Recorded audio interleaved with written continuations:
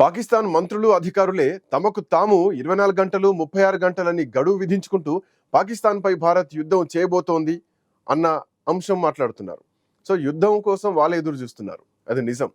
చర్యలకు ప్రతి చర్యకు సిద్ధం అని ప్రకటిస్తూనే పాకిస్తాన్ కూడా బొక్కాబోర్లా పడుతున్నటువంటిది కూడా నిజం.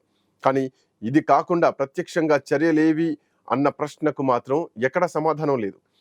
మరో 2 రోజులు, మరో 3 రోజులు అంటూ సాగదీస్తే పాకిస్తాన్ మాత్రమే కాదు, చైనా, అమెరికా, తుర్కీ, ఇస్లామిక్ దేశాలు కూడా మధ్యవర్తిత్వం చేయడానికి ముందుకు రావడం ఖాయంగా కనిపిస్తోంది.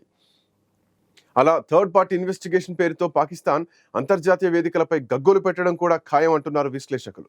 అయితే నేటి తరానికి అర్థం కాని విషయం మరొకటి తెరపైకొచ్చింది.